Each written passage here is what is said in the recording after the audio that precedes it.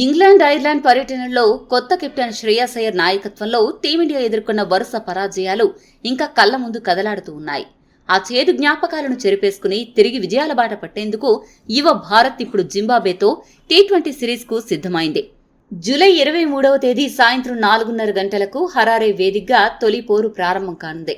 కొత్త కుర్రాళ్లతో కలకల్లాడుతున్న మన జట్టు ఈ మ్యాచ్తోనైనా గెలుపు ట్రాక్ ఎక్కుతుందా లేదా అన్నది ఇప్పుడు తీవ్ర ఆసక్తిని రేకెత్తిస్తోంది. మరి ఈ కీలకమైన మ్యాచ్ కోసం పిచ్ ఎలా ఉండబోతోంది? తుది జట్టు కూర్పు ఏంటి?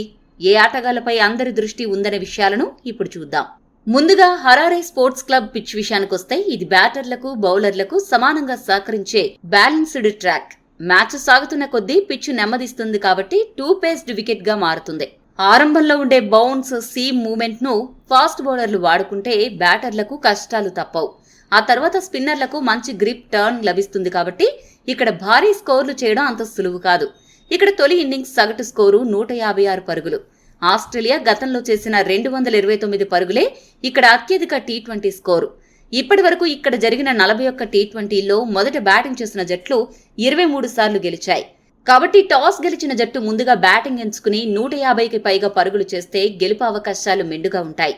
కానీ ఇండియాకు టెన్షన్ ఏంటంటే మన బ్యాటర్లు ఐపీఎల్లో ఫ్లాట్ ట్రాక్స్ కి బాగా అలవాటు పడ్డారు. మరి బౌలింగ్ పిచ్ పై మన బ్యాటర్లు ఏ మేరకు సత్తా చాటుతారు అన్న విషయమై ఇప్పుడు ఆసక్తిగా మారింది. టెన్షన్ కూడా పెడుతోంది. ఈ పరిస్థితుల్లో టీమిండియా తుది జట్టు కూర్పు విషయానికొస్తే ఓపెనింగ్ స్థానాల కోసం గట్టి పోటీ నెలకొంది. యువ సంచలనం వైభవ్ సూర్యవంశీకి తొలి మ్యాచ్లోనే అవకాశం దక్కడం కష్టంగానే కనిపిస్తోంది. ఎందుకంటే అతన్ని ఆడిస్తే ఫినిషర్ రింకు సింగ్ ను పక్కన పెట్టాల్సి వస్తుంది.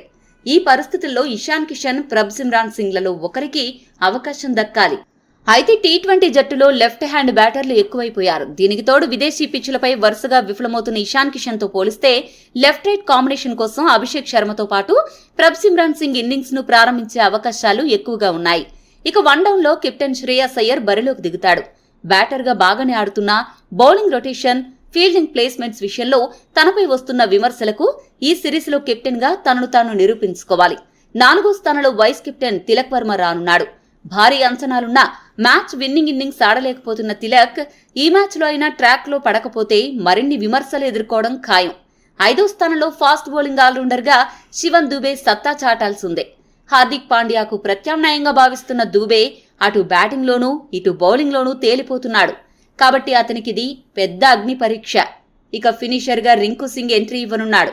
చాలా నెలల తర్వాత తుది జట్టులోకి వస్తున్న రింకు తన భారీ హిట్టింగ్ తో మ్యాచ్ విన్నర్ గా నిలవాలి. అప్పుడు ఇండియాకు ఫినిషింగ్ కష్టాలు తీరుతాయి. ఇక యువ ఆటగాడు స్పిన్ ఆల్రౌండర్ హర్ష్ దూబేకి ఈ సిరీస్ ఒక golden chance. Washington Sundar, Akshar Patel దారుణమైన ఫామ్ లేమితో విమర్శలు ఎదుర్కొంటున్న వేళ హర్ష్ దూబే తన టాలెంట్ ప్రూవ్ చేసుకుంటే భవిష్యత్తులో మంచి అవకాశాలుంటాయి. పిచ్ స్పిన్ కు అనుకూలిస్తుంది కాబట్టి స్పెషలిస్ట్ స్పిన్నర్ గా రవి బిష్నోయ్ కు చోటు దక్కనుంది. సరైన అవకాశాలు రాక ఇబ్బంది పడుతున్న బిష్నోయ్ కి ఈ మ్యాచ్ లో ఏకైక స్పెషలిస్ట్ స్పిన్నర్ గా అద్భుతంగా రాణించాల్సిన అవసరం ఉంది. చివరిగా ఫాస్ట్ బౌలింగ్ విభాగంలో 3 పేసర్లకు అవకాశం దక్కనుంది. విదేశీ గడ్డపై ఆడిన అనుభవం ఉన్న ప్రిన్స్ యాదవ్ కు తొలి ప్రాధాన్యత దక్కుతుంది.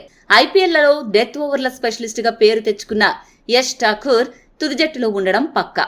ఇక 3వ పేసర్ స్థానం కోసం మయాంక్ యాదవ్, అశోక్ శర్మ మధ్య గట్టి పోటీ ఉంది. అత్యంత వేగంగా బంతులు విసిరే మయాంక్ యాదవ్ ఒకవైపు ఉంటే వేగంతో పాటు స్లో బాల్స్ వేస్తూ వైవిధ్యం చూపించే అశోక్ శర్మ మరోవైపు ఉన్నాడు.